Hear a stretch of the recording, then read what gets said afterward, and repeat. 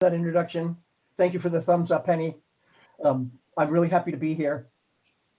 Um, a couple of things I want to point out about the election, and I want to talk about the local, the state, and the national election in that order. My comments on the national election will be relatively limited because I think other people are going to talk about that. But let me talk first about what happened in San Francisco. The most remarkable thing about the San Francisco election is that $5 million in outside money didn't win. We saw, and I've been doing this going on 40 years now, and I have rarely seen this kind of money come into local elections, particularly district elections supervisors, from this small a group of people in my entire career of doing this. We're talking about big real estate, big tech, and some people who are big Republican donors. William Oberndorf, who has given like $2 million to keep Mitch McConnell in office, poured money into a series of interlinked, kind of confusing political action committees. Some of them registered at the state level, some of them registered at the local level, making it difficult to track where the money was really coming from. But this money came in to attack tax measures, progressive tax measures that would have done a little bit and will do a little bit for economic inequality in San Francisco, and to attack progressive candidates for the Board of Supervisors. It was, I don't know how many of you live in districts 1, 5, or 7. If you live in 1, 5, or 7, you got this mail. And it was astonishing. It was lies, it was racist, it was disgusting, and it was all funded by a small group of very, very wealthy people. And I sat back when I first saw this money start to drop. It's like, why does William Oberndorf care who's the District 1 supervisor in San Francisco? I don't think he even lives here anymore, right? Why do all these big tech people care who's the District 5 supervisor? Why do they care about who gets elected to this board? Well, it's because, obviously, I could make two arguments. And one argument, I think, is that the mayor of San Francisco felt the same way that the big money did. And she put her efforts into electing the exact same candidates that the big money was behind, right? That is not proof of any connection, but it is an interesting coincidence, right? The second thing is the Progressive Board of Supervisors will be in a position, and is in a position, to do what the more moderate Board of Supervisors failed to do in the past decade, which is to regulate the tech industry as new things come online. We didn't regulate Airbnb. We let Airbnb violate the law every single day in San Francisco for 5 years, forcing thousands of people out of their homes. Right? And we did nothing about it. They were breaking the law. Now they're about to go public for $38 billion. And guess what? The San Francisco kingmaker, Ron Conway, was an early investor in Airbnb. He'll probably make $1 billion off of all of the evictions that happened in San Francisco because we didn't regulate them. We didn't regulate Uber and Lyft, who destroyed the taxi industry in San Francisco, and who have, I'll talk about this in a second, just spent $200 million to overturn California labor law in the interest of just two or three corporations. Every single Uber and Lyft in San Francisco was illegal. They were illegal taxis. We did nothing about it because the mayor didn't want to, and because the supervisors refused. Right? So the next thing that comes along, the next one I'm hearing about is robot deliveries. Amazon wants to put, another company want to put robots on our sidewalks to deliver packages so they don't have to pay drivers at all. And now I hear that Amazon wants to have big drones flying around through the sky, dropping packages in front of your house. So again, they don't have to pay any drivers at all, and no benefits and no nothing, right? This is a little dicey, right? I live on a hill where the sidewalk is pretty narrow, and there are 2 people in wheelchairs on my street. 2 of my neighbors use wheelchairs. I don't see how the robot thing is going to work. Right? I just think this is really potentially very dangerous. But the tech people who invest in these inventions don't want them regulated. Driverless cars. Pretty soon, Uber and Lyft are going to try to get rid of all their drivers and just have driverless cars. The San Francisco city government can regulate this. And the San Francisco city government can also do what we have been doing, which is protecting tenants from evictions during COVID, helping small businesses, and protecting both residential tenants and small commercial tenants. The real estate industry doesn't like that. Right? So these big national operations have interest in San Francisco. In fact, Proposition I, which raised the transfer tax on properties that sell for more than $10 million.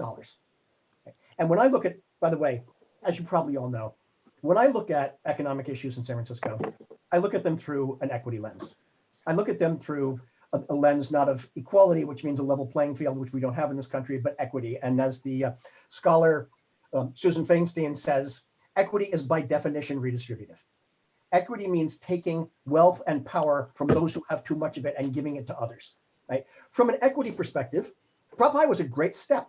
It's taking money from the very wealthy owners of big real estate and putting it into subsidies for tenants who may lose their homes because they lost their jobs.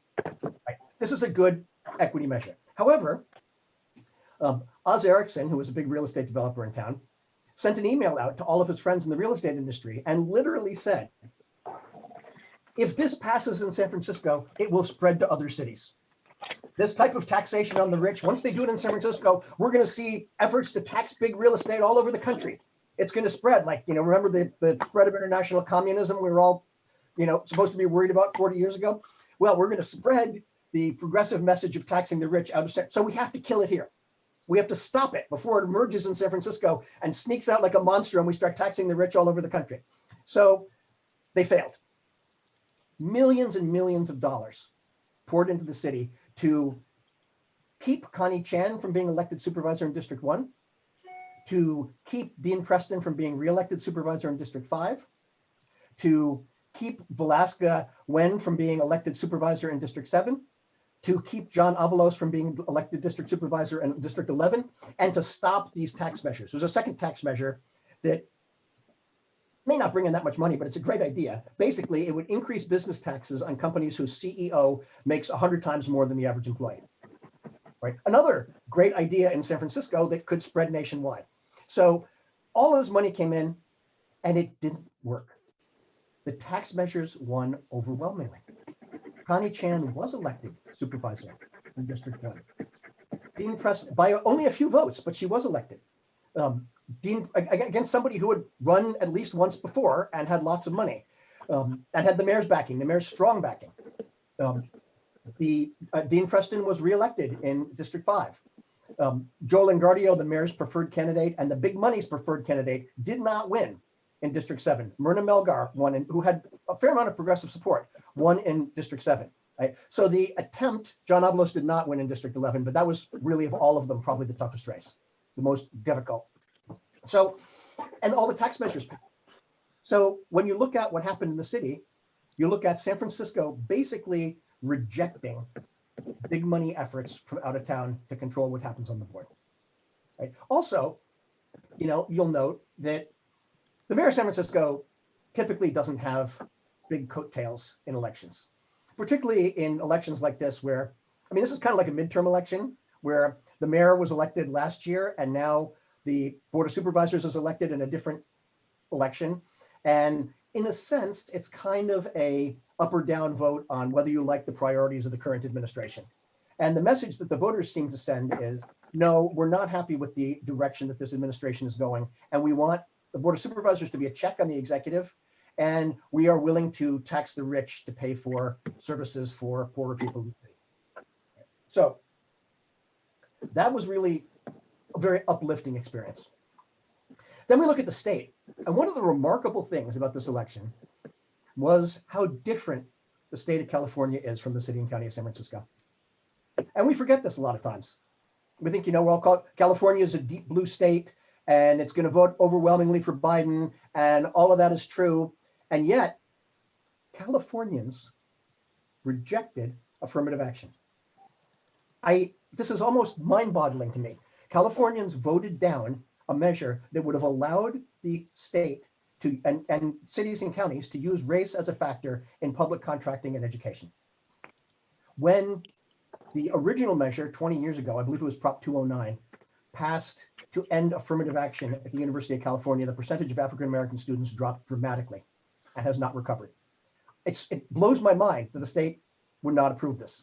Right? It also is astonishing to me that the voters of the state of California did not pass Prop 15. Prop 15 was in terms of overall fiscal impact, the biggest thing on the ballot in the entire state of California.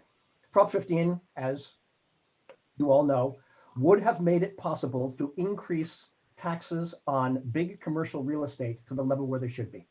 It would have allowed us, for example, to raise taxes on Donald Trump, who owns a third of the Bank of America building. There was so much misinformation about this. There was so much money coming in and trying to confuse people. I was on KPFA a week before the election, and somebody called in and said, I can't vote for Prop 15 because I'm a small landlord in Berkeley and I'm a senior and I have a senior living in my in-law apartment, and my property taxes will go up so much I'll have to evict my tenant and sell the house.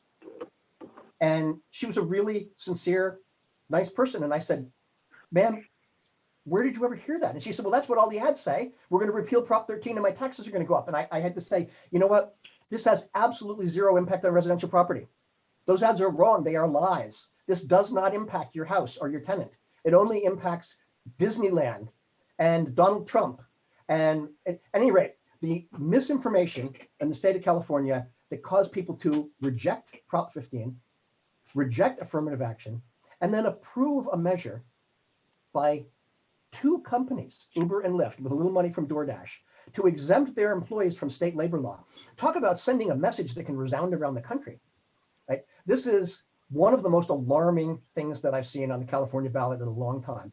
And the fact that two big companies, who, by the way, got their start by breaking the law in San Francisco, and by abusing labor, were able to convince enough voters to pass a measure exempting them from state labor law is just astonishing. And the problem is, of course, next there'll be somebody else. Next, some other company's going to come along and say, oh, I don't want my employees to get benefits either. I don't want to pay their Social Security. I don't want to pay their disability. I don't want to give them health insurance. So I want to be exempt from California labor law. So now maybe we'll exempt somebody else. And then we'll exempt somebody else. And then, you know, Elon Musk will say, I want to exempt all the employees at the Tesla factory because it's a new tech company. Who knows? But if you can spend $200 million to save billions by screwing your employees, and the state of California lets the voters get away with that, or the voters of the state of California go along with it, it's a disturbing message, even in a year when we got overwhelming support for the Democratic ticket, right? I have about 3 minutes left. Yeah, 3, right. Yeah. 3 minutes. Okay. In the last 3 minutes, I just want to give you all something to think about. All right. The Democrats won, and that's a grand thing. But a lot of people voted for Donald Trump. An awful lot of people voted. And some of them are racists. Some of them are anti-immigrant. Some of them are part of the religious right that wants to see Roe v. Wade overturned. But that's a third of the electorate. Right? There's a lot of people who voted for Trump who don't fit in those categories. And that's something I think the Democratic Party has to think about. There are a lot of people, in my mind, who voted for Trump because they are sick of what they see as rich elites not paying attention to them. And they're sick of the economic inequality in this country, and they don't understand the roots of it. A lot of them would have voted for Bernie Sanders, right? A lot of them would have voted for Bernie. And yet, you know, I've talked to a lot of people about this, and there's just an awful lot of people who say the Democrats are the party of Goldman Sachs. The Democrats are the party of finance, of Wall Street.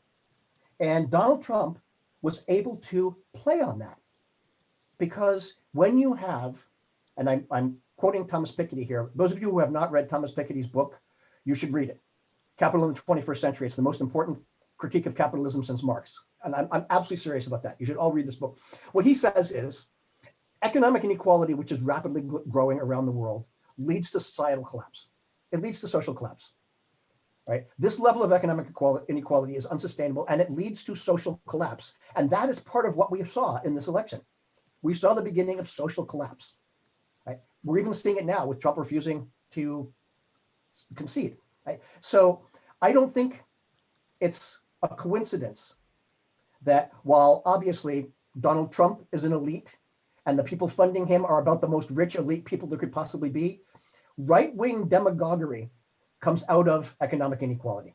And that is something that the Democrats need to pay attention to. All right, I'll stop there, or just flash the sign at me. Thank you. I'll stop there and take questions. Thank you, Tim. So now we're going to go to Q&A, and I'm going to review the Q&A, how you ask questions. You can go into the chat write stack in the chat. Make sure you have everyone on the drop-down menu. You can raise your hand in the participant box. If you don't know how to do that, you go to the bottom of the participant box and you'll see an icon that says raise hand, and you just click on that. I'll recognize people in the order that they raise their hands. If you prefer, you can write your question in the chat. And okay, so we have 20 minutes for Q&A for Tim Redmond only, and then we're going to have Hene Kelly speak.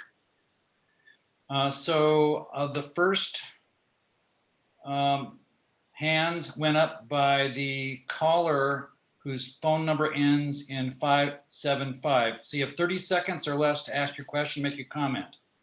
Thank you. Thank you, Tim. I wonder if you can comment on the shelter-in-place hotel accommodations for homeless seniors being phased out, and also the police MOU extension. Thank you. Yeah, I'll try to address both of those very quickly. They're not directly related to the election, but they partially are. First of all, the shelter-in-place hotel program has been a phenomenal success. Originally, we were told, people on the streets can't just move into hotels. They're not going to have the stability. They're going to trash the hotel rooms. They're going to do this. It has been a phenomenal success. The hotel owners are happy. They're getting some money. The people who are living in the hotels have gotten some stability in their lives. This has worked, right? Number two, it's not really costing anything. Like in the presentation, I did a story last week about the mayor's office presentation to the Board of Supervisors on closing down these hotels. It was astonishing. It was mind-boggling, some of the things that they said, right? They said, we budgeted $172 million for this and we're running out of money. That sounds like a lot of money. But when the supervisors asked the controller, how much of that comes from the general fund? It's about $3 million. Most of the money comes from FEMA. It's federal money that's paying for this. This is not coming out of San Francisco taxpayers' pockets. Oh, and by the way, we have an extra $150 million a year from Prop C, which the mayor opposed, which we can now use to support this program too. So why are we moving homeless, at-risk seniors out of hotel rooms? It doesn't make any sense. In fact, as Dean Preston said, there's 6,000 more people on the streets. Why aren't we expanding this program? I mean, the reality is most of these, this is not the Hyatt. These are like tier 2 and tier 3 hotels. Most of these will not be occupied again for at least 5 years.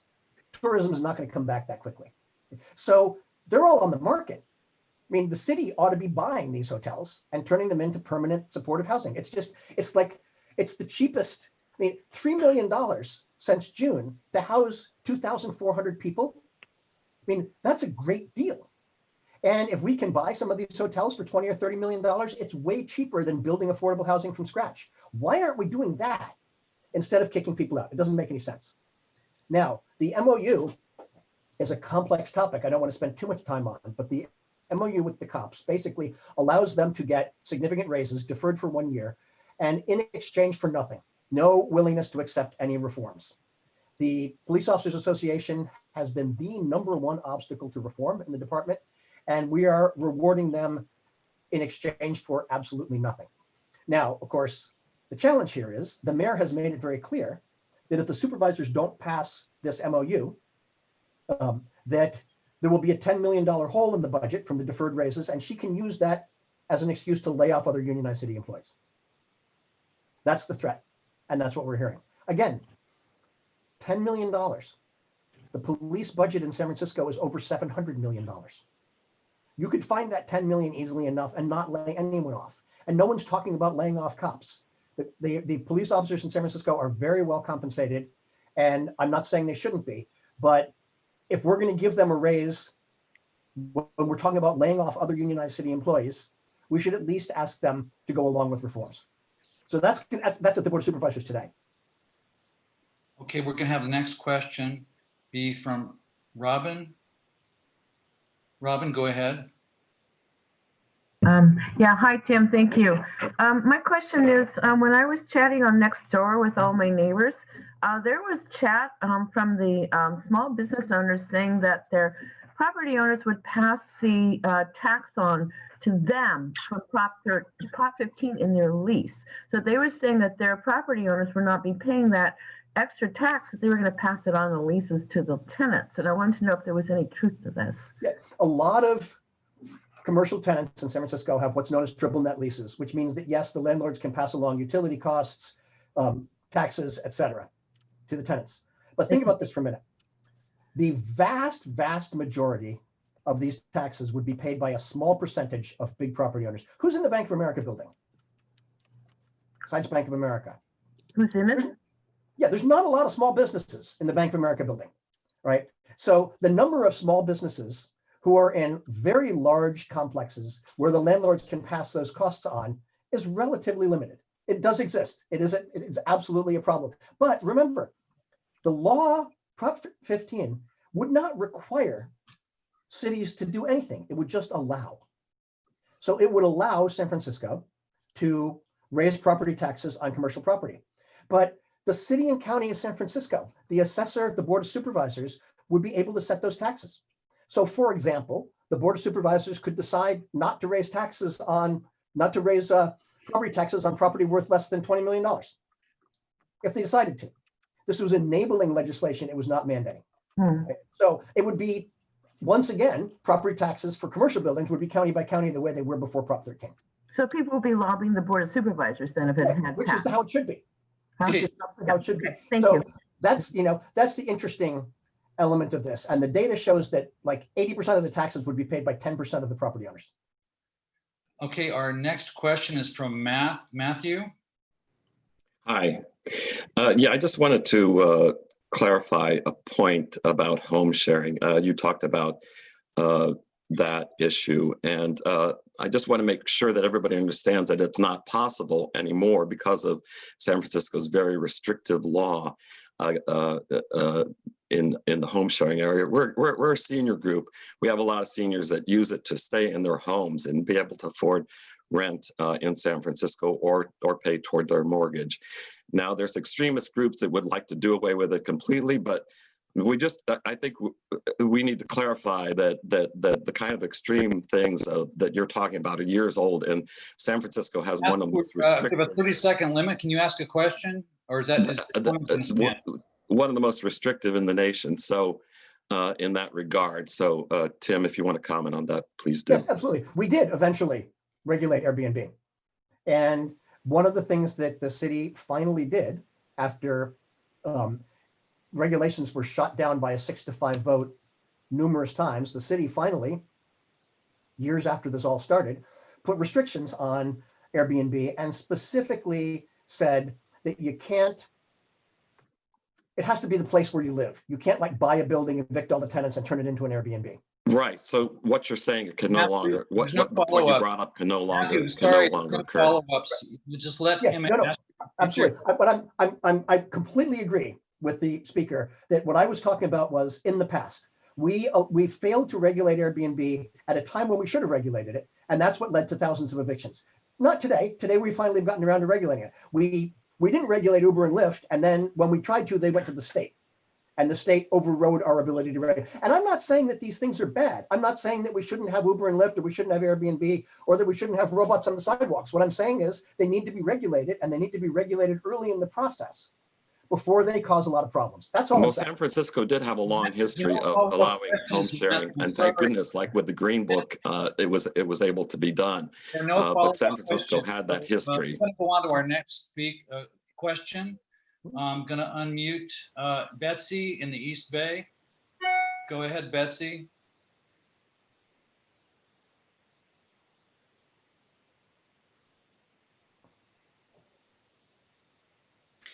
You kind of have me being unmuted. This is Helen. I'm not Betsy. Okay, Helen, were you the one that asked the question? No, I have the question, although Helen may have one too. I had the unmute Helen thing, does. so it's okay. I'm in the raise hand. I'll put my hand back up. No problem. Betsy first. Go ahead, Betsy.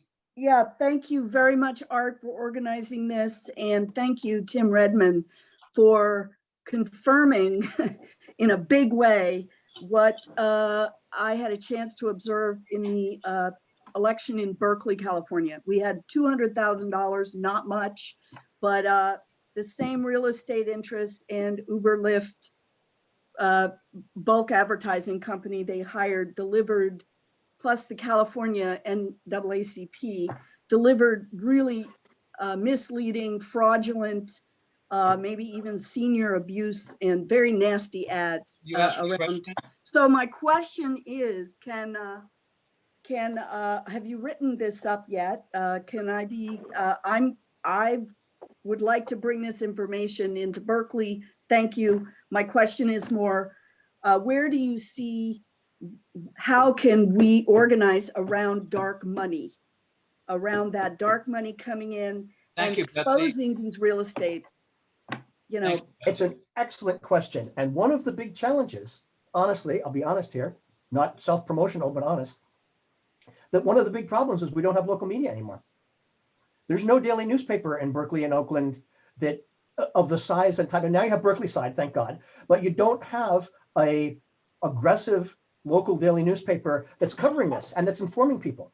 So with the lack of news media in communities, and that's not just Berkeley, San Francisco, the Chronicle did not say one word about this dark money until like 2 days before the election. And then it was a very half-hearted story that kind of buried the point way down. If you don't have aggressive local media informing people about this, it's much, much more difficult to organize. But the good news is we did it. I mean, the good news is, I'm saying we, not me personally, but we, the group of us all here together, the progressive movement in San Francisco, managed to, and in Berkeley and in the East Bay, managed to overcome that dark money with good old-fashioned organizing, even during a pandemic. And that's a very encouraging thing. Okay, the next question is from Sally Franzman. Sally, I'm trying to unmute you.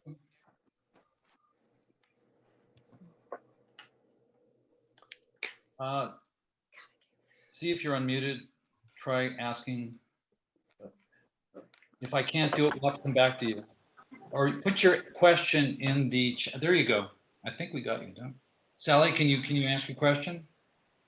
Yeah, it's kind of like harking back to what you said. I'm in Portland, so my horse is different than the horses in this race, clearly.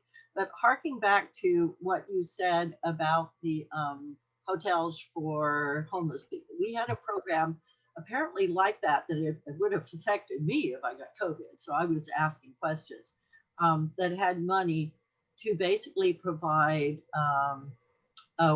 rent assistance, alternate housing, like it would be for the homeless and stuff, for people who were in situations where they could not lock down. Like I live in a house with 8 other adults. If I get COVID, it's at risk to everybody else. It's month to month. So they're like not necessarily, my landlady isn't necessarily beholden to even keep me necessarily. Sally, can you ask a question? Or... Yeah, I'm asking, was there a program like that in San Francisco? And they're running out of money here, but it's similar to what's happening, what you said with homeless, but it's not exactly the same.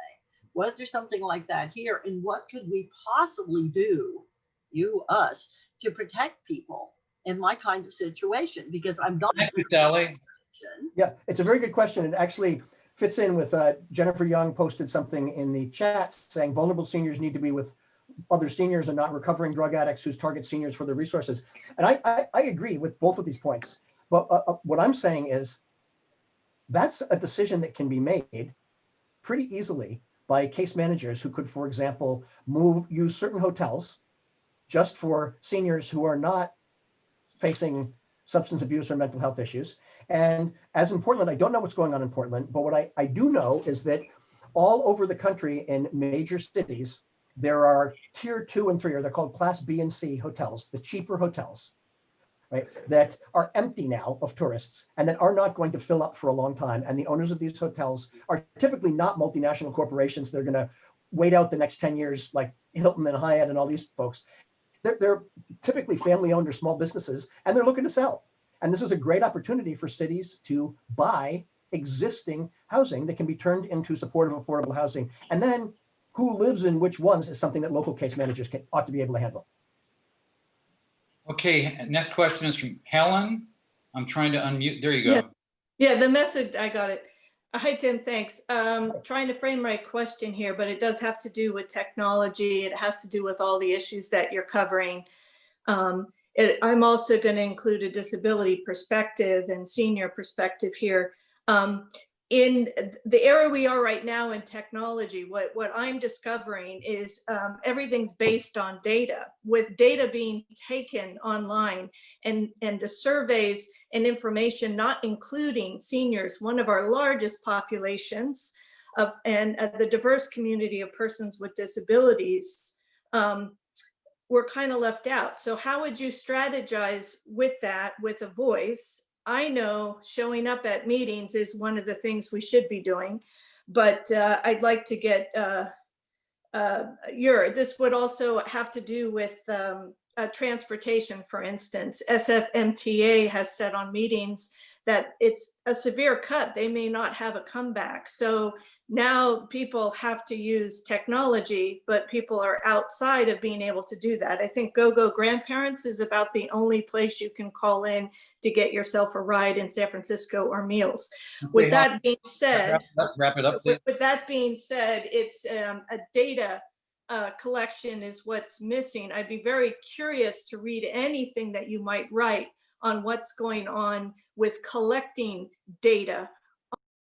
Okay, go ahead. Answer Yeah, that. no, it's a very good point, and I think it applies to seniors, but it also the digital divide, as we're talking, also applies to low-income people and to low-income students who can't go online for class because they don't have a Wi-Fi connection at home.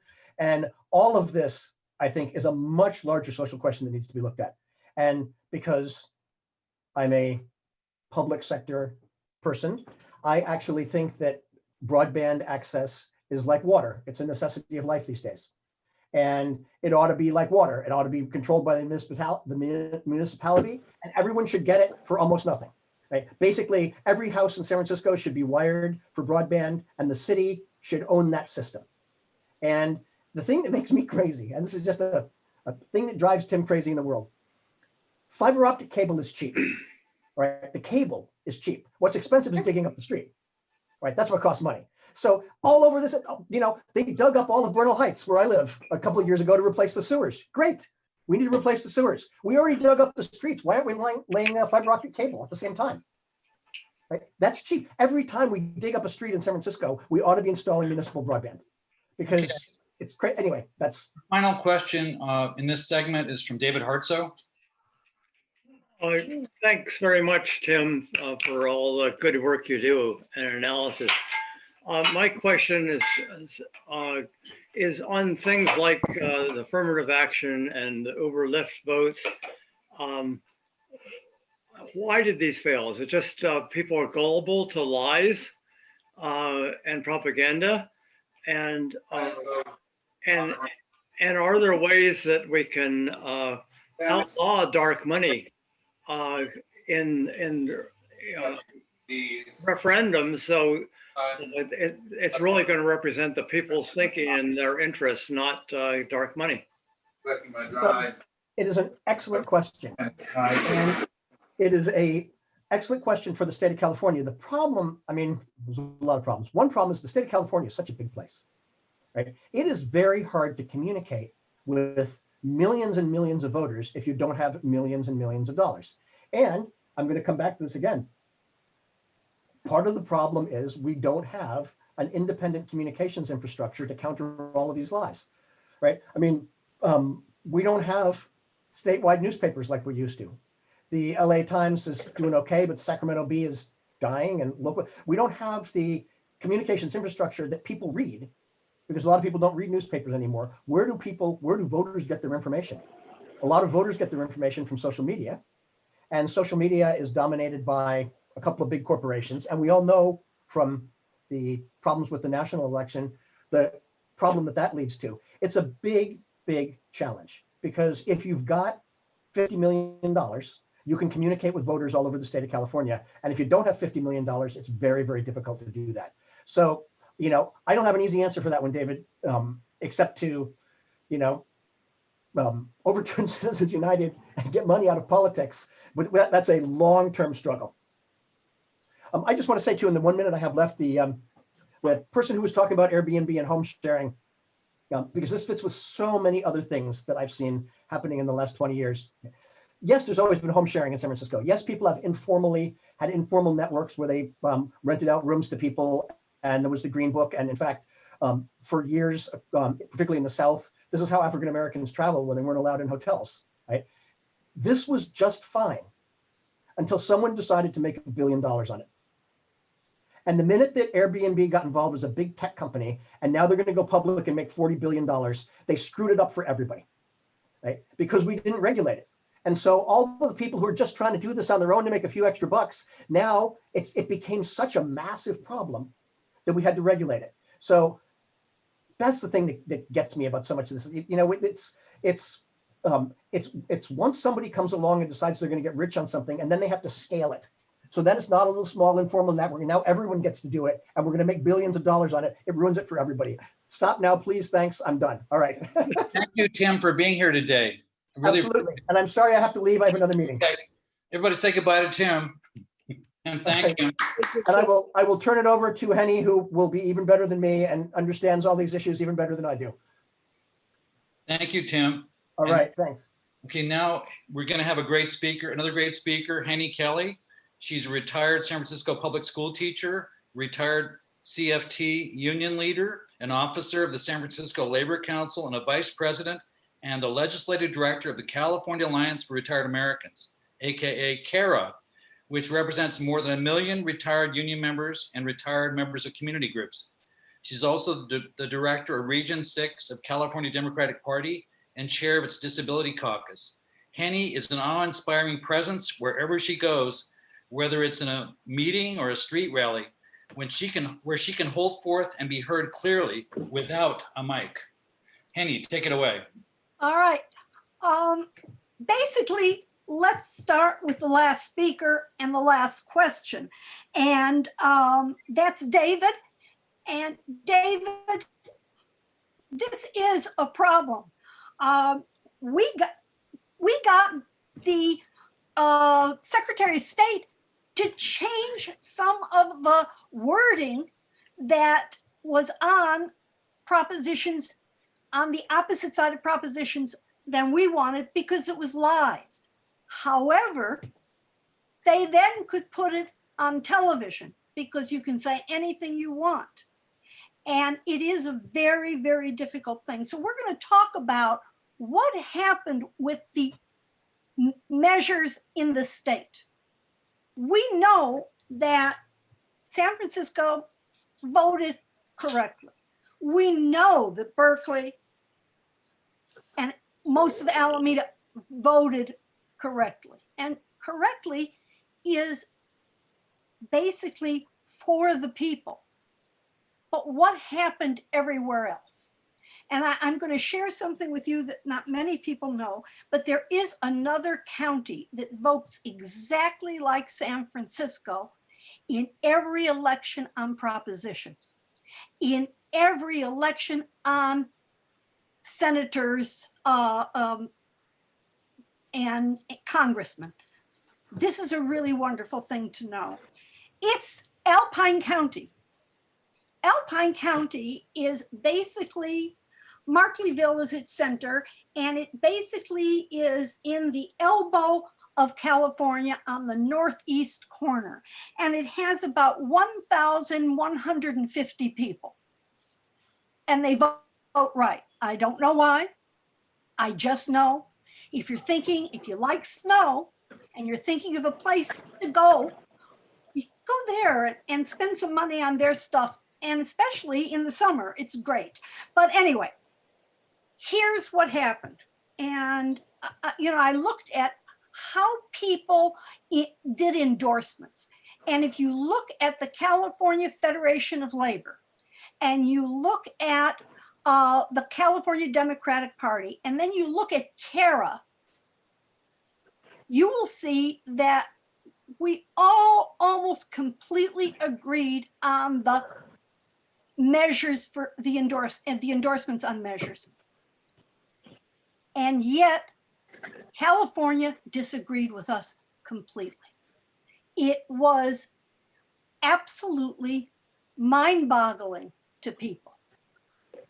Usually, and I'll tell you this about the California County Democratic Party, we always agree, we don't always agree on who we want to vote for, but we always agree on our ballot measures. And right here, this went just the opposite way, and it is very interesting.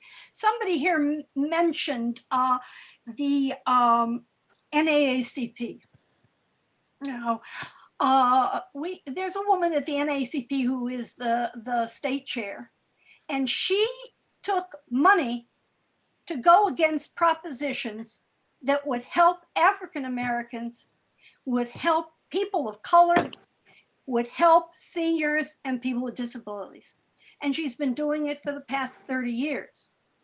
So, you know, you got to look at that, and we've got to do something about that.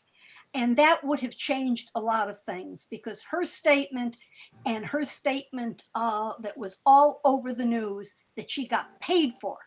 And I'm sure when they put the money that she got paid for, it came up to about $5 million.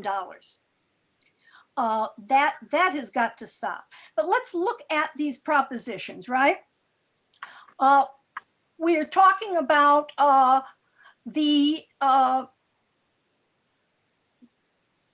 we're talking about one of the most important things there, and that was cash bail. This is a terrible thing. 25. We lost on that NAACP, and big money came out on that and really said it would hurt Black people. So it failed. They went and talked to the most progressive people in their ads, and that really hurt. So let's just look at some of the propositions, because you guys know that we basically did well on everything else. I mean, statewide, we almost won all of the people that we wanted to win. We didn't lose very many Democrats. We didn't lose very many progressive Democrats. And a lot of you are way on the progressive side and not even Democrats. And so what we're talking about here are the ones that are the most important, and I'm going to go back to some of the ones that were talked about before, but Prop 15. What happened to Prop 15 and how they beat us on Prop 15 was the last 2.5 weeks. And the ads were done by people who said they were from small businesses, and they were all people of color, and they spoke against it sounded like they were speaking against corporations. They said corporations aren't going to pay this, they're going to make us pay this. Small businesses, and we'll go out of business. And then they said, and less than 30 cents on a dollar will go to children in schools. It's just like the lottery. And we had no money to tell the truth. In that last 3 weeks, we didn't have the money to get ads on, and we didn't have the wherewithal to do it. This is the exact same thing that they did on every other race. So the question for me is, what can we do to make sure that we have enough money, or to make sure that they can't put the money in? The interesting thing about propositions were our state voted to allow our state to be ruled by propositions, because the voters thought that's going to give voters away, and it will be taken away from the legislature. So we will have the way. And then what happened is, that's not true. You can lose, because all the money that goes into these propositions really tells lies, and then it gets voted against. if the legislature puts a proposition in to collect money, it has to pass by 2/3. But if a corporation puts in a proposition about money, it only needs 50% plus 1 vote. And that's why the propositions are really problematic for all of us. And we have to look at that, and we really have to fight for getting big money out and making sure that people who see an ad know where it's coming from and know who put that money in. And we also have to, and I think it's a good project for you guys, we have to out the NAACP or get people to join who will out that woman and the other 5 officers of the state NAACP that only care about money. What I'd like you to do is just ask me questions about any of the endorsement measures. And I think we can get a better way there. I have them all in front of me so I can explain anything that you need explained, or we can talk about what we have to do to change this next election.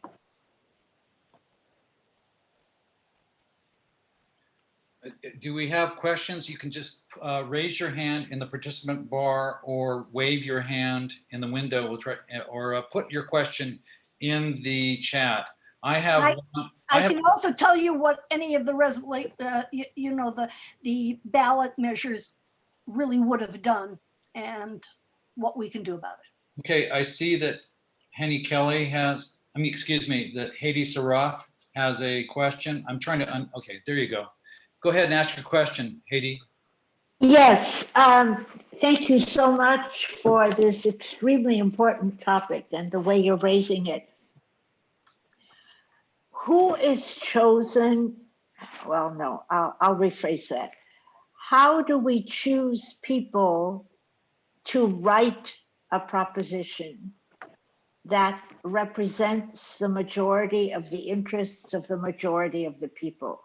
Because it's unclear how these are written.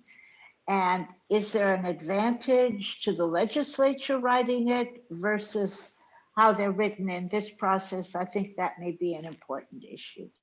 Well, that is not only an important issue, but there are some things we can do with the legislature because they can write laws and they can also put things in as propositions, and we can get a backing from the legislature. That really does help. But if you look at who does it, I know that the proposition that was so important to us, which was 15, was written by a group of people. It was written by union people, teachers, nurses. It was written by community people. We covered everything in that to make sure that small businesses were not hurt, to make sure that seniors and people who already had owned houses would not have their property raised. We also made sure that the argument that was put in by the opposition did not have lies and did not say that it was going to raise your property. So, you know, all of those things can be done. The question is very good. You really have to have a well-written proposition, and you have to know who wrote it to understand how to vote.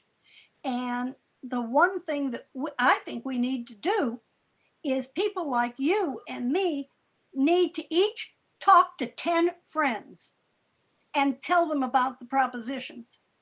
And many of them have relatives in other places in California, and see if you can get them to talk. It's kind of an interesting thing. That's what we need to do. We need to one really talk to people, because that's the way, you know, they'll believe you. I'd believe you if I knew you.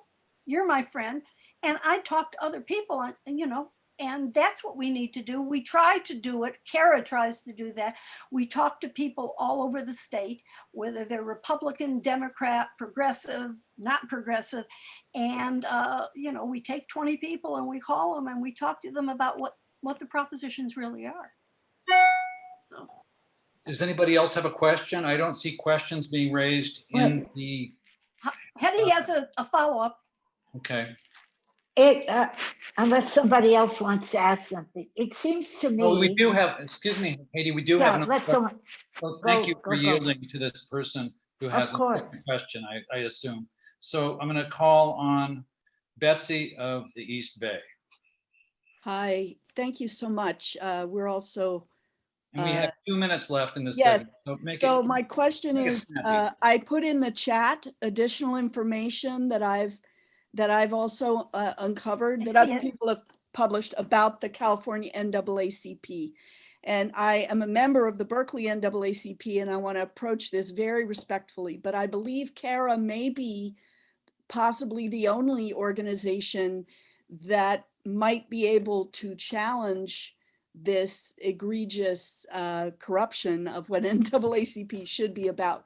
But apparently she's a magnificent fundraiser, and so I would love your advice and collaboration or hear your thoughts about how we could challenge that. Those were actors in those ads. Yes, they were.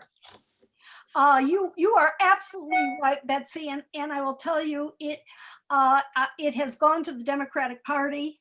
It has gone to the Black Caucus of the Democratic Party. We are going to work with them very hard. That's why I'm active in the Democratic Party and in the caucuses there. We also, really, you are right, CARA and other groups should, if you have members who are NAACP members, we really need to speak up. And that's what I have gone to. I have gone to important people in the Black community and said, look, when you say Black Lives Matter, we have got to do something to make sure that just because you're a fundraiser, you know what happens to fundraisers? They get to go to all sorts of countries if they give money to a president, and there are ambassadors.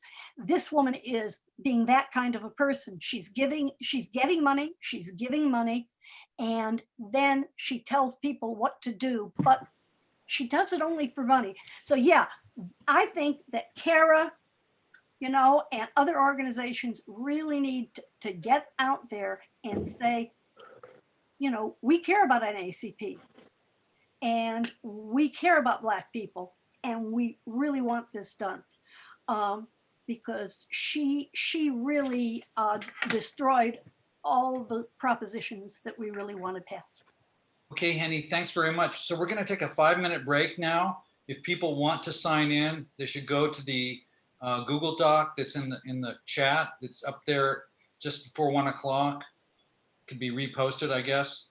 And so we're going to reconvene at 2:08 by my clock. So take a well-deserved 5-minute break, and we'll be back for the exciting conclusion of this SF Grey Panther monthly meeting with more questions and answers from Hene Kelly and then Bill Fletcher Jr. So stay tuned for that. Take a break. Bye-bye.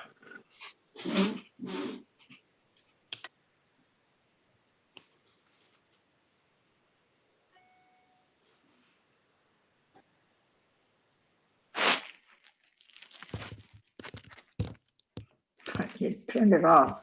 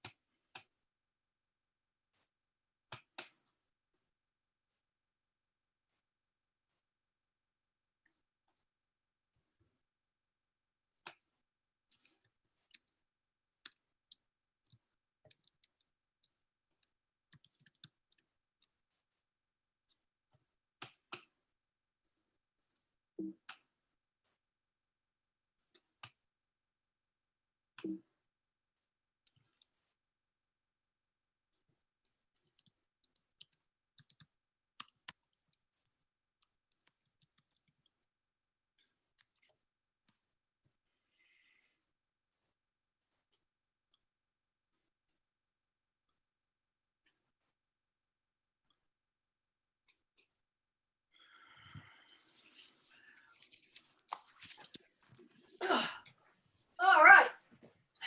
Hey, everybody's unmuted right now, so watch what you say. Whoa.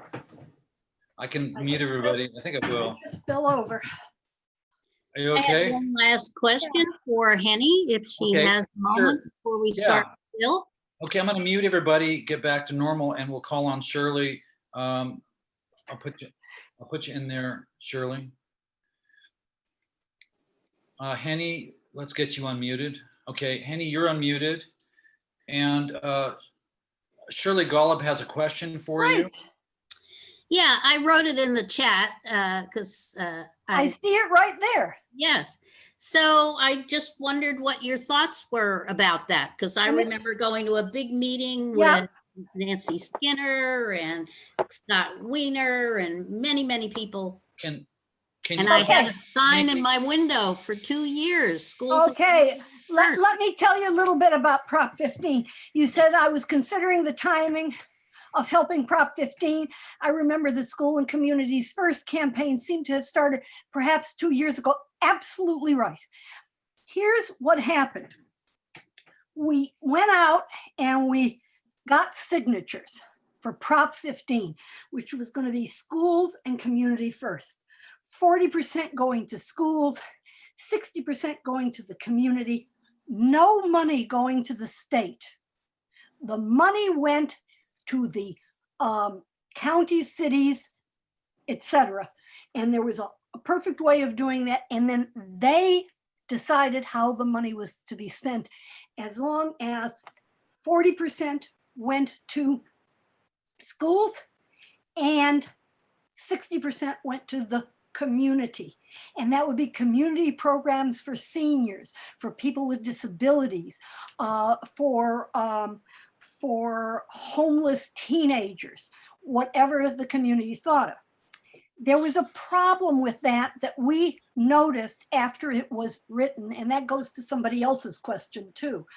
And what it did was we were afraid that small businesses could be caught in the change. So what we did, we had enough signatures, and that was Prop 15-1. And what we did was we rewrote it and added all the extra protection for people with small businesses. And then we went back and said to people, this is an even better proposition to change 13. And we got more signatures than anybody has ever gotten on signatures for any proposition. And most of them were done without paying the kind of money you have to pay. We had a lot of volunteers. And we fixed that, and we got many small businesses. If you go to the Prop 15 website, many small businesses and small business organizations backed Prop 15. So that's why it took so long. And that was why we were never going to get it before this November, but it was really 2 years. We had 1 year for the first proposition, then we changed it and strengthened it. But when the opposition saw that, they wrote on the what was going to go into the book that everybody gets about voting, you know, the explanation. They wrote lies about small businesses. They had to remove it. That's why they got the money to do those ads, and they didn't do them early. They did them the last 2.5 weeks because they knew we didn't have the money to get, they outspent us, I think, $15, $17 to one. So if you look at that and you also look at the proposition on Uber and Lyft, Uber and Lyft spent enough money to stop drivers from getting real benefits. They could have paid drivers for 15 years decent benefits if they hadn't put the money in. So I hope that answers you.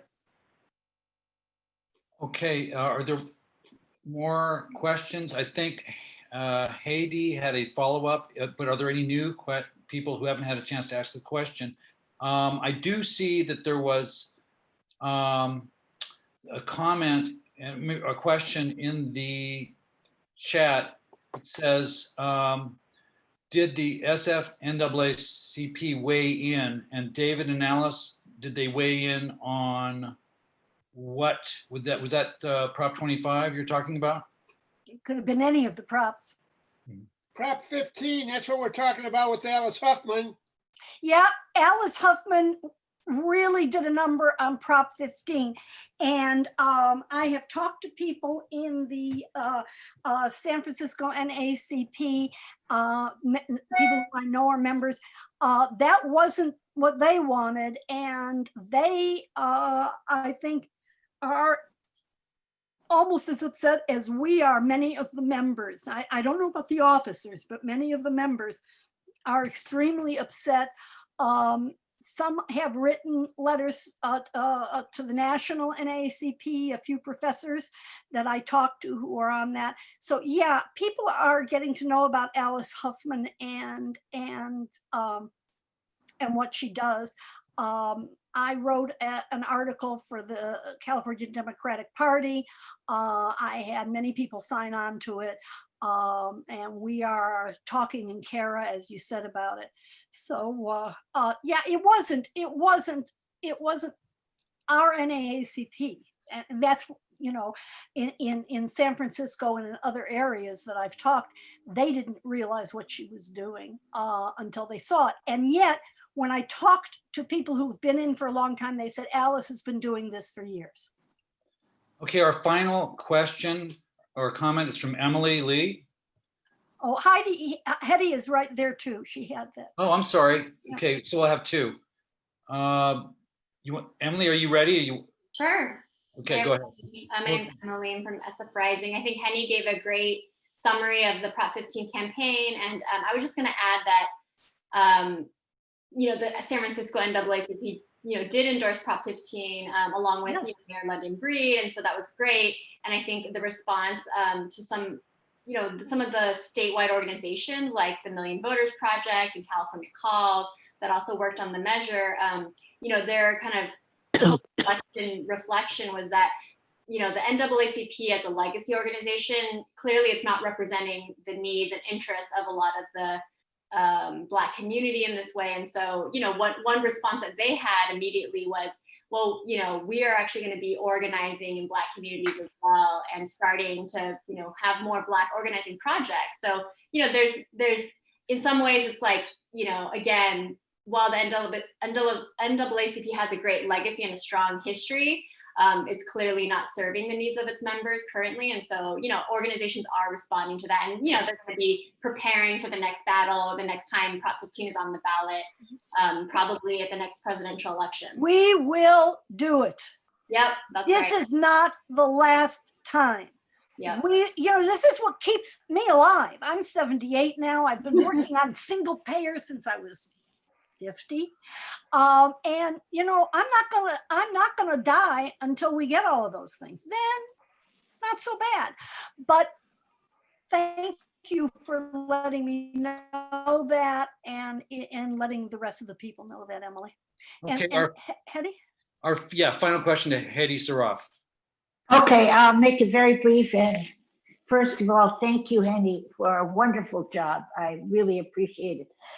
There are people who say, I may be among them, that there are too many propositions Oh, yes. on a ballot, and that people in California get very, very weary of reading them all. They don't understand them. They don't take the time, or we don't.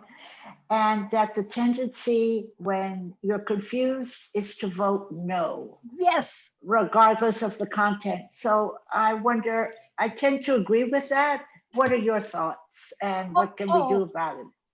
First of all, you should know about propositions. They start with 25% of people saying no. If it has anything to do with money, and even if it doesn't. Right. That's 25%. So we got to work on the other 75%. You are absolutely right. There are many too many. They are not explained well enough. Most people will not read that. And so this is one of the things that, as I said before, people voted to do this because they thought it would give them power. It doesn't give them power, and I don't think there's any way we'll ever stop, have a proposition. I said I would never sign one of those proposition things unless it said this is the last proposition ever and we won't do it anymore. I've broken that promise for Prop 15 and a few others. But really, that is a real problem. And our way of solving it is to help explain what the propositions are and to talk to as many people as we can, as organizations and as individual people. Okay, thank you, Hene. That's it. Thank you. By the way, I just need to say something. You have now seen me, all of you, and you know why I am not allowed to play poker. Okay, Hene, thanks a lot. You're welcome. Our next speaker is Bill Fletcher Jr. He's the executive editor of blackcommentator.com and a leading member of Democratic Socialists of America. He was a co-founder of the Center for Labor Renewal and is the immediate past president of Trans Africa Forum. He's the author of Solidarity Divided, which analyzes the crisis in organized labor in the US. A frequent guest on Pacifica radio station KPFA in Berkeley, especially on the Sunday show, where he does a spectacular job of analyzing the interaction between US politics and social movements through a well-educated lens of progressive values. Bill Fletcher, you have the floor for 15 minutes and then Q&A. Thank you. Can you hear me all right? Yes. Okay, great.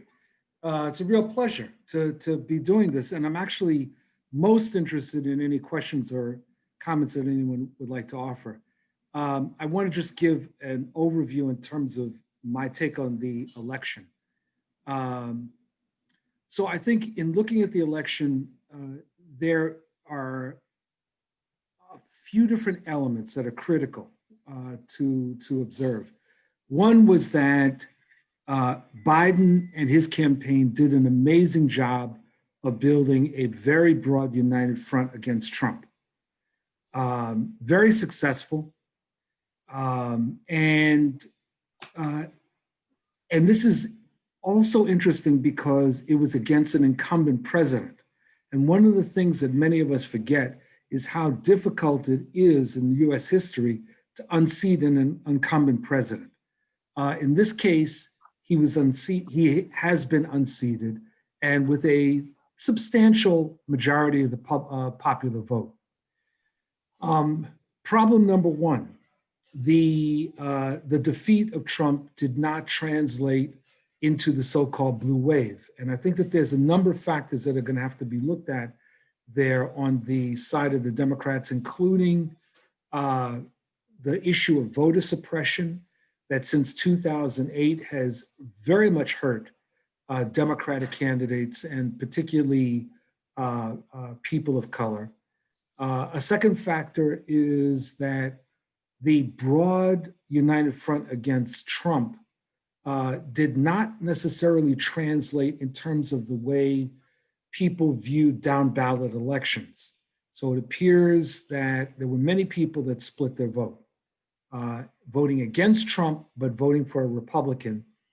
And in part that speaks to a problem at the level of message and program on the part of those candidates. That the expectation that people would unite in voting against the idiots who supported the idiot in chief simply did not work. And I think it's a very, very important lesson for us, and one that we have to really think about in terms of ongoing efforts and the importance of, you could almost call it the relative autonomy of these down ballot elections from the top of the ballot. Another factor that certainly hurt the Democrats was the COVID crisis, because the COVID pandemic essentially froze the ground game that the Democrats had been planning. And for several months, it meant that the organizing was done virtually until August, largely at the impetus of the Union Unite Here. There was a return to a ground game that was done quite successfully overall by Unite Here and by others, but it started too late, particularly in Florida. Now, there's another side of this election that I think is really critical, and that's that we have to appreciate that what we saw unfold was an election that was very much affected, influenced by racism, revanchism, and a rejection of reality. And I want to just take each of those in turn. So the issue of racism had two aspects. One was the obvious appeal that Trump made from the very beginning of when he first announced he was running in 2015, and continuously hitting the racial button when it came to white people, and playing to the fears among large numbers of whites of what's been called in North America, Europe, and South Africa, the fear of white genocide or white replacement. This whole notion that the demographics are going to eliminate white people from this planet. And Trump continuously played to this sort of fear. He also played to a related fear in the aftermath of the protests and uprisings that followed the murder of George Floyd. And essentially he did what Nixon successfully did in 1968, where Nixon played to the issue of instability, civil disorder, and the need to return to some level of normality, and used that to walk into the White House along with his Southern strategy. Now, while Trump was not successful in his reelection bid, that was part of what his game was. And it was successful in terms of mobilizing large numbers of whites, many of whom sat out 2016, or at least didn't vote for him in 2016, and it encouraged people to go forward. The aftermath of the George Floyd murder, on the other hand, inspired large numbers of African Americans and younger voters to come forward in record numbers. And so both of those factors were true. It's something that we always have to think about at the strategic level.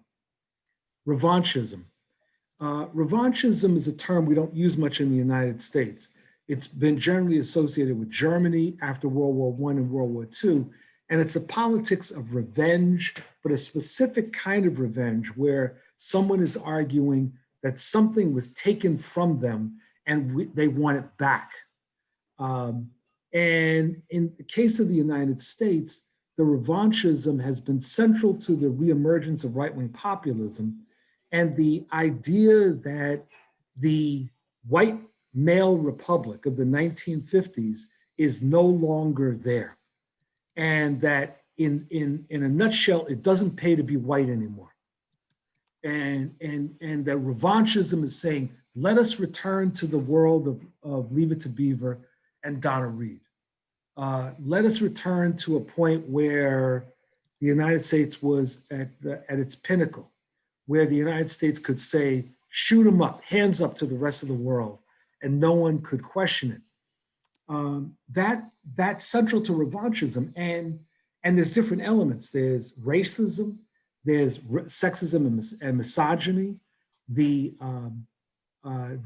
we see in the whole threat as far as the right is concerned to gender roles, and particularly the role of women in the workforce and women outside of the work, outside of the home in general. You know, one of the things that was very interesting about Trump's last several weeks before the election was his appeal to white suburban women voters. And a number of people made note of this. And it was really interesting. If you listen to his speeches, he really was making an appeal to Donna Reed. It was as if he didn't realize that the world had changed since the 1950s. So revanchism. The third is the rejection of reality. And this is very scary, that millions of people, certainly not all of the Trump voters, but millions of people voted against reality. They essentially voted to join the Flat Earth Society en masse.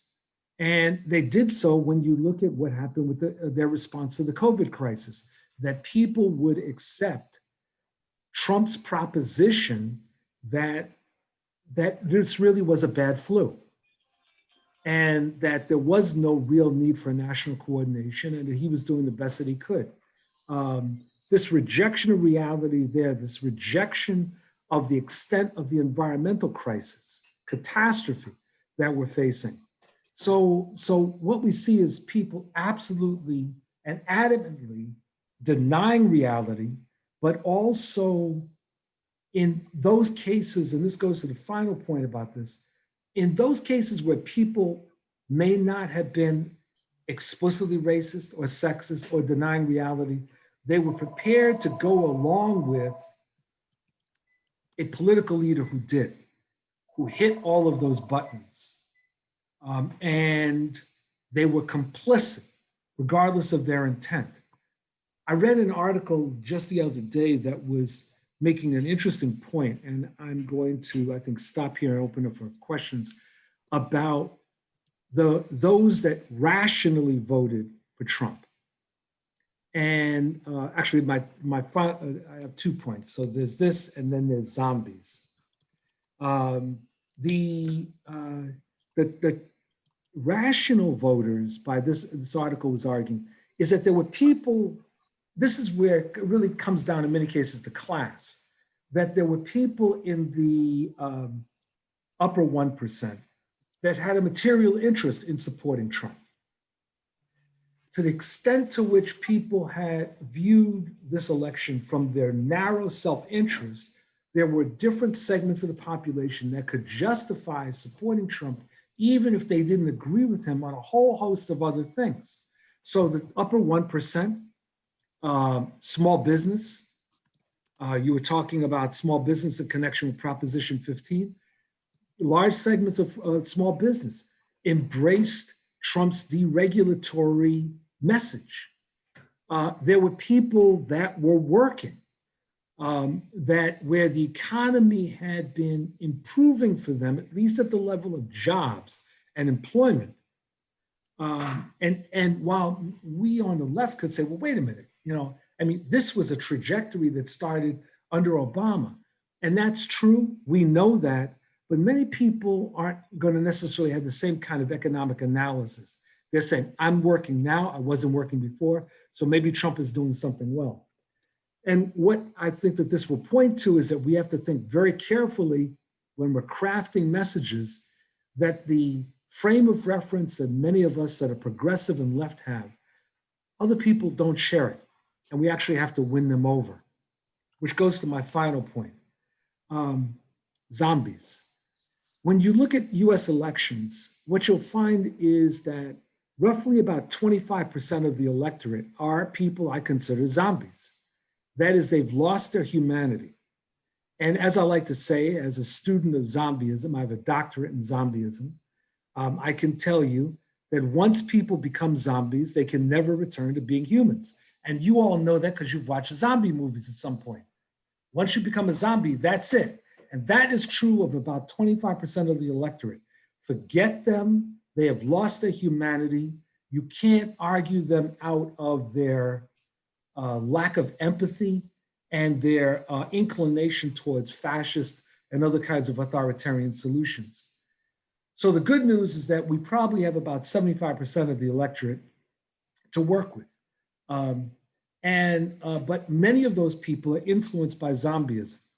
So what we have to do is understand that this is a divided country. No surprise, because it's always been divided. After all, we had a civil war. If you look at most of the presidential elections, it's not like there is at the level of the popular vote a humongous difference. In the 1960 election, for example, Kennedy won by less than 1% of the popular vote. So every so often you'll get larger numbers, but very frequently it's close. What's different now is that part of what's happening on the right is a questioning of the legitimacy of the federal state and the encouragement by a major political party to not only destroy voting rights, but to engage in de facto alliances with armed fascists. Periodically in US history, this has happened. In 1898, there was an armed overthrow of the government in Wilmington, North Carolina. We've had fascist and quasi-fascist organizations throughout our history. But now at the presidential level, you've had someone who has openly sided with, encouraged or turned a blind eye to this element. The zombie element within Trump's base is prepared to accept this and encourage this. So that's why I came up with a zombie test, which you can all use. I haven't patented this.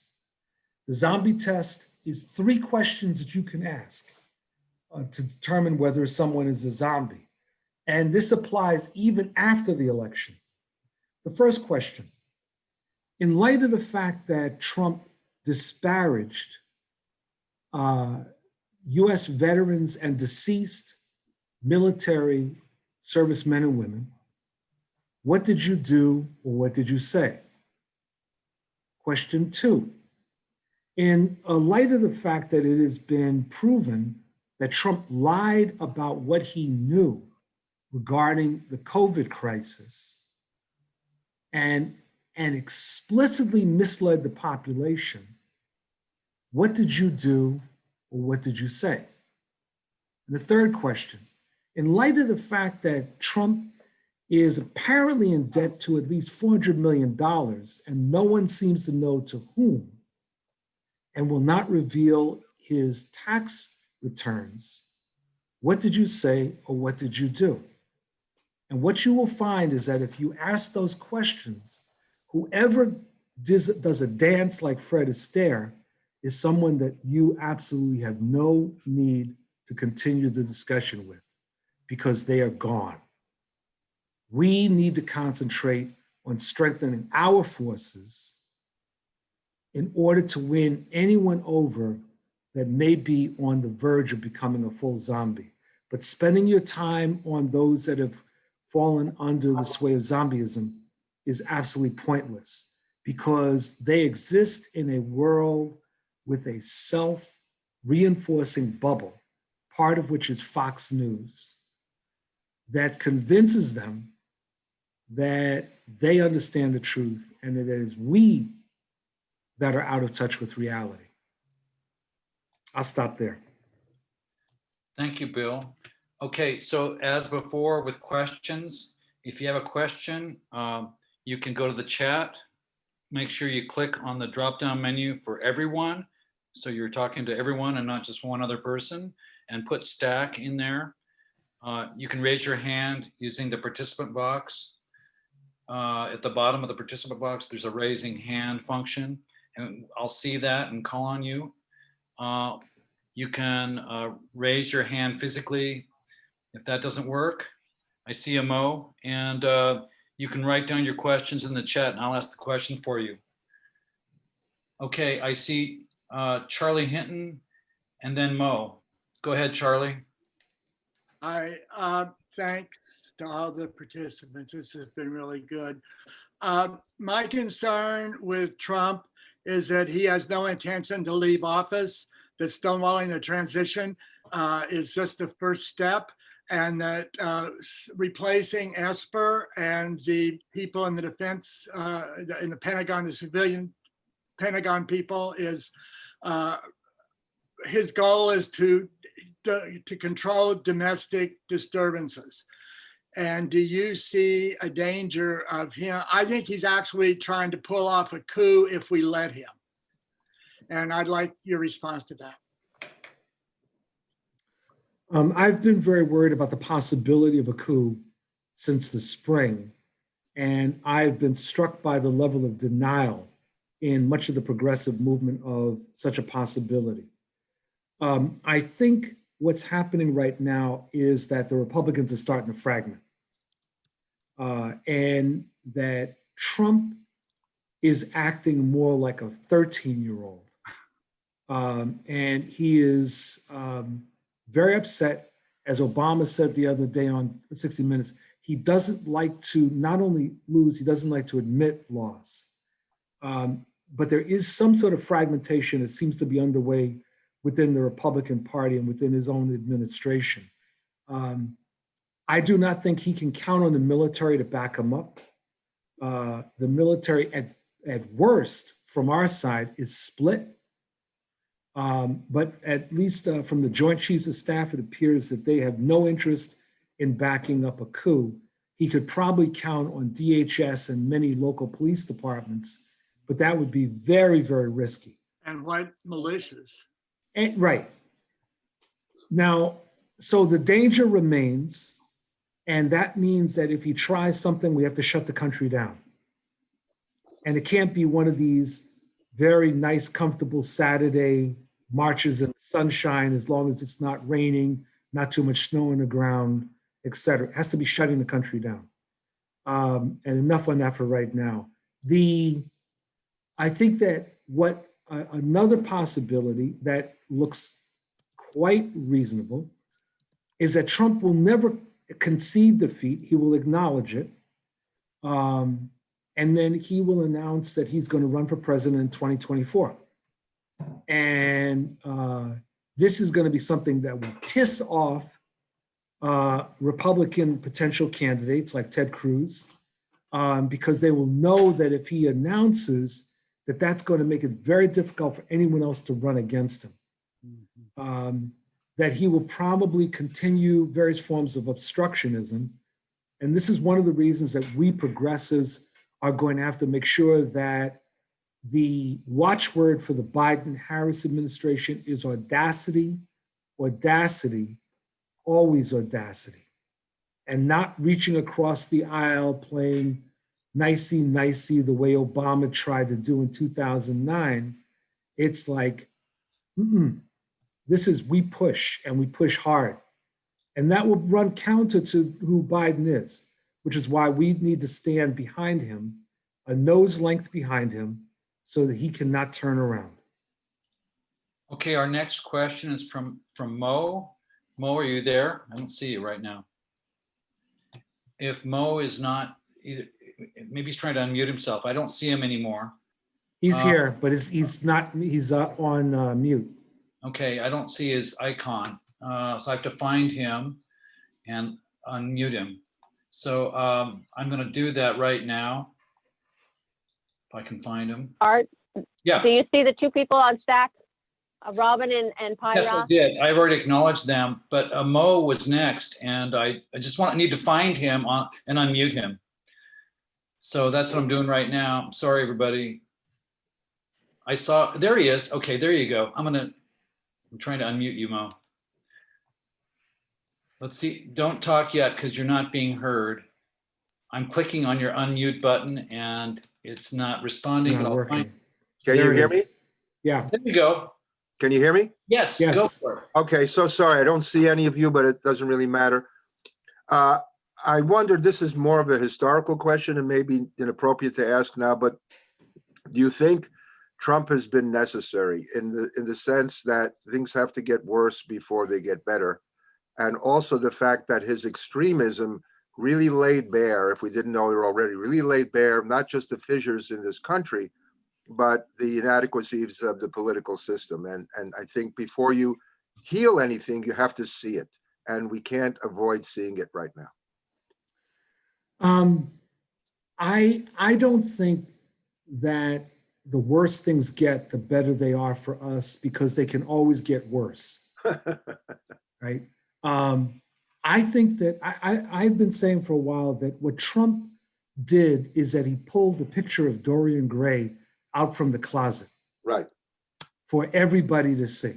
Yeah, and that many of us thought that the U.S. was a civilized society, that many people thought that it was post-racial, that it was respectable. And what we discovered is that none of that is true, that this is a very barbaric society. We have a hard right-wing party in the form of the Republicans that are not committed to democracy, that are prepared. They're the only, in the advanced capitalist world, they're the only major political party outside of perhaps Russia that which has voter suppression as a major part of their strategy. So to your point, I think that it has been eye-opening, but very scary. And I think one of the reasons I don't use the term Trumpism is that what we have to understand is that we're dealing with a phenomenon called right-wing populism. As my wife says, Trump is the rattle on the tail of the rattlesnake. He's not the snake. The snake has been traveling around for a while, putting its fangs into the body politic, inserting poison. Trump is the one that's been making the noise. And you can knock the rattle off. That doesn't kill the snake.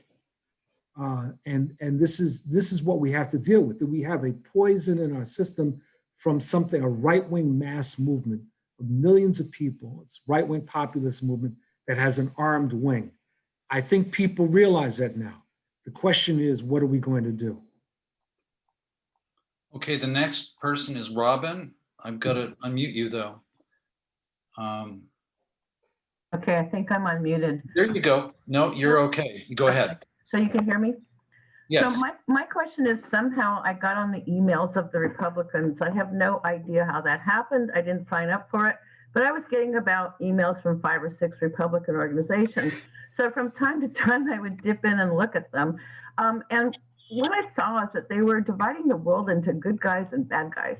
And they were labeling everything on literally black and white.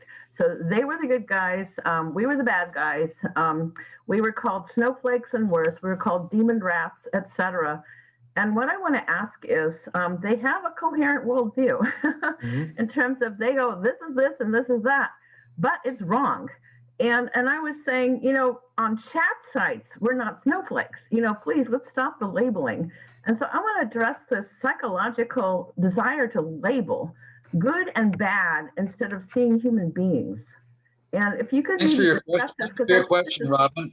My question is that they're skewing reality by labeling as good and bad. And I think this has to be addressed because that's what they're adhering to. I think we got your question. Yeah.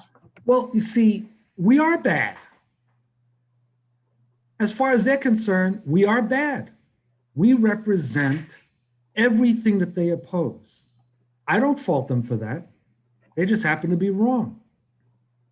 I mean, the reality is that there is a struggle. There is a power struggle underway. And there are those at the top and their minions down below that have a view of what needs to happen that includes our literal annihilation. That is the annihilation of the left. I don't fault them for that. They just happen to be wrong. And they also happen to have lost their humanity. That is who they are. And I think that we have to understand these are things, this is where I disagree with much of the Democratic Party establishment. They seem to think that the problem is a lack of civility.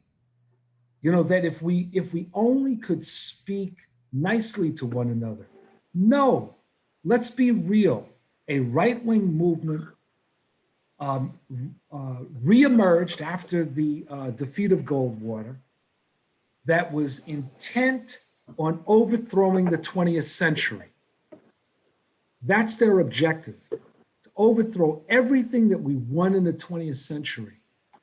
They are not interested in taking prisoners, which is why there's no place in the Republican Party for people like Colin Powell, right? People who consider themselves liberal Republicans. There's no place because the Republican Party has become a hard right-wing party. It's actually quite different from the Democratic Party, even though there are obvious differences within the Republican Party. But they have embraced a particular kind of worldview. And there's no place for us in their worldview. And so when I say that they're zombies, it's not like I'm just using names. These are people that have lost their humanity.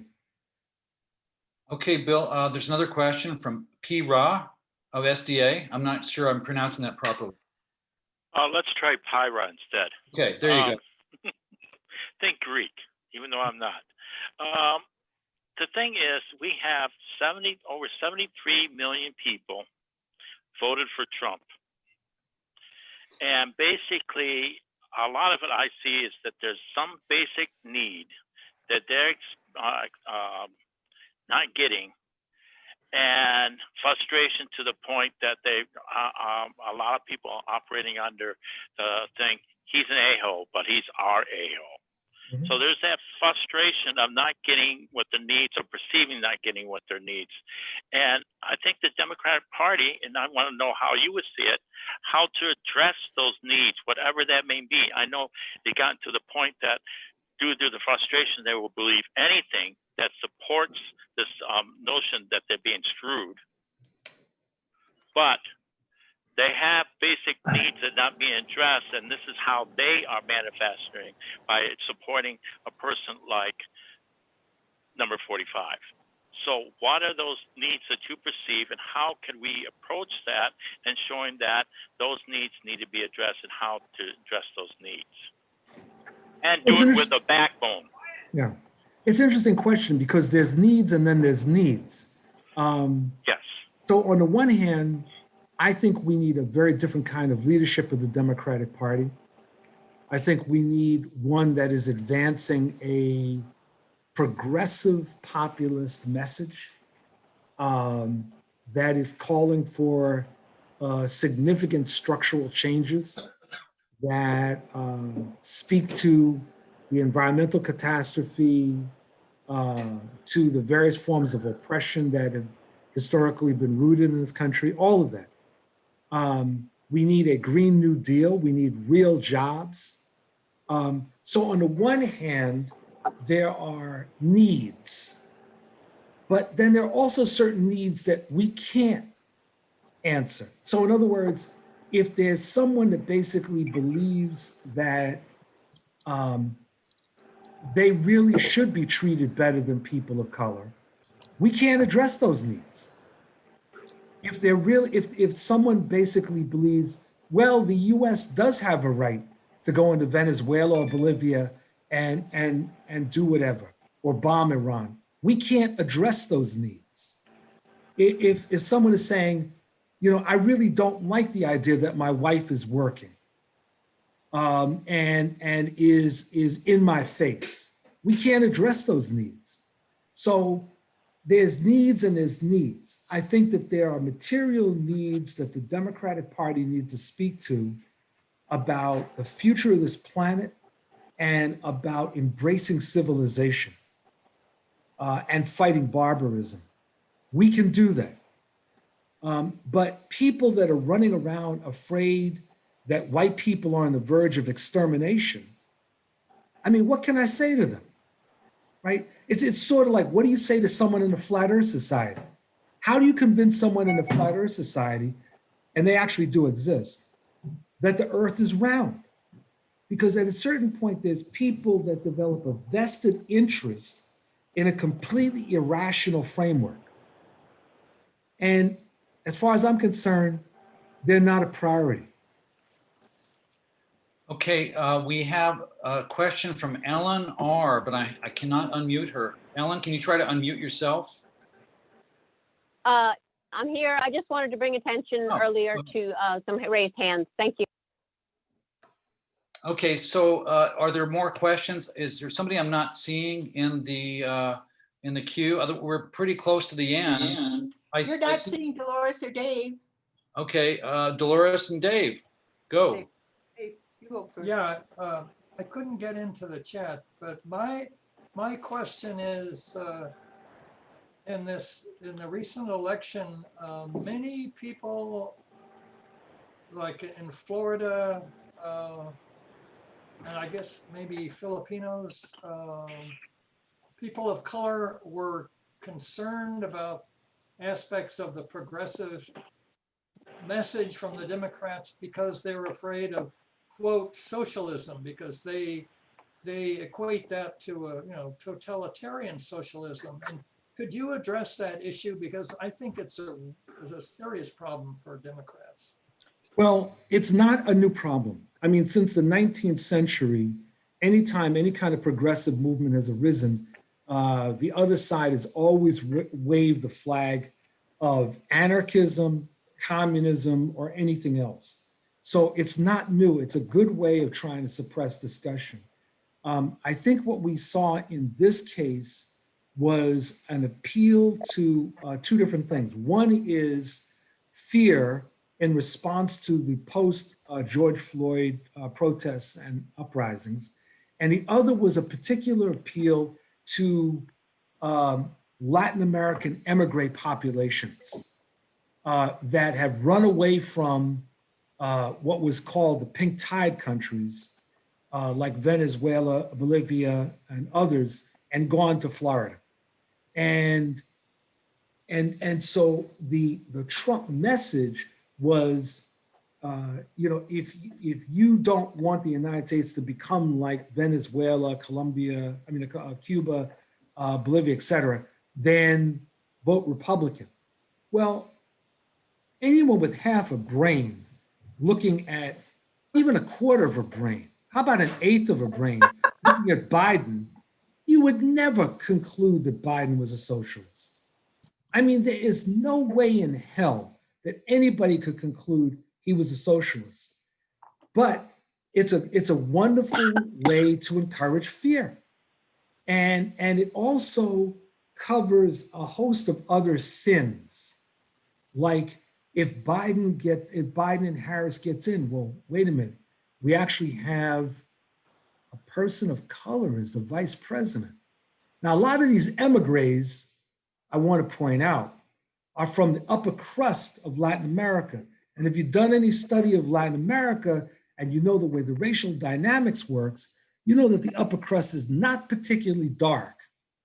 And so that is a factor. So I think that there was a lot of appeal to fear there that had absolutely no basis in reality and really didn't, as far as I can tell, didn't have much of an impact outside of Florida. I'd like to comment Okay, too. we're getting down to the end. Can you make it really quick, Dolores? Yes. I just want to second something that Bill Fletcher said.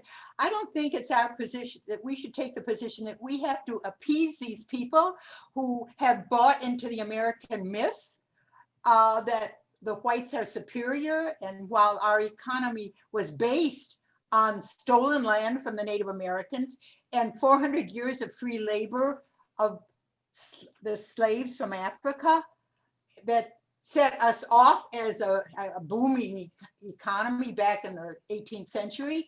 I mean, why must we constantly appease these people? Okay, thank you, Dolores. We should educate them about the real history of this country. Thank you. And I'd like to leave time for one more question because we're down to the end. The caller on with the phone number 8442, it's your turn. Yeah, that's Karen. ahead, Karen. The last question. Now is the last question. I have a real quickie, and that is hearkening back to the thoughts about a coup. Does anybody know what the military vote looks like? I haven't heard. I haven't heard any reports on that. I just know what the polls had said before, which was that Biden was ahead among the active troops. Okay. And Art, there's a question here by Sylvia. I don't quite understand. Go ahead. Hello. I have been waiting for my turn. Hold on. Too many. Is it in the chat? Echo. Is Okay. it in the chat? It's in the chat. I want to say something. I put it in the chat. You give a very thorough analysis, but I see that the person come with a numerous agenda, so he never run out of any cruel play cards.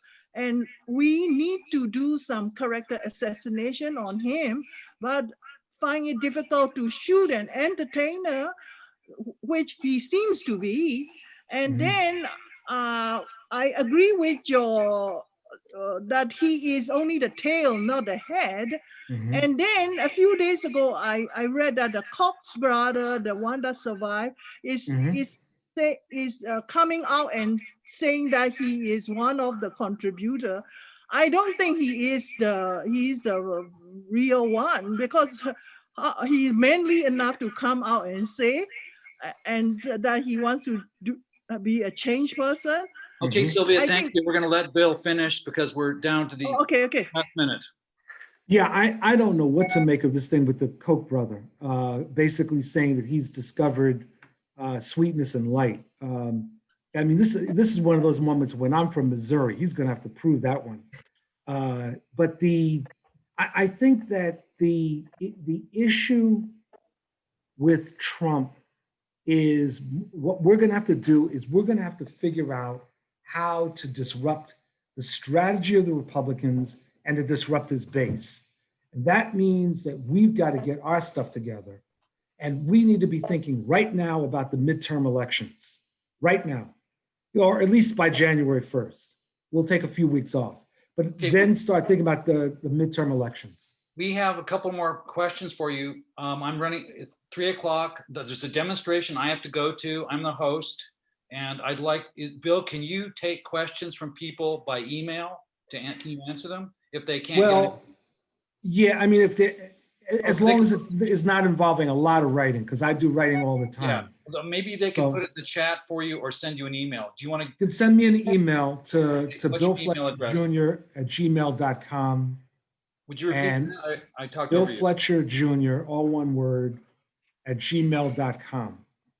Okay, thank you very much for being here today. I really appreciate it. Thank you. Take care now. There is now. a demonstration right now in San Francisco in support of the United States Postal Service. It's at Fox Plaza, 1390 Market Street.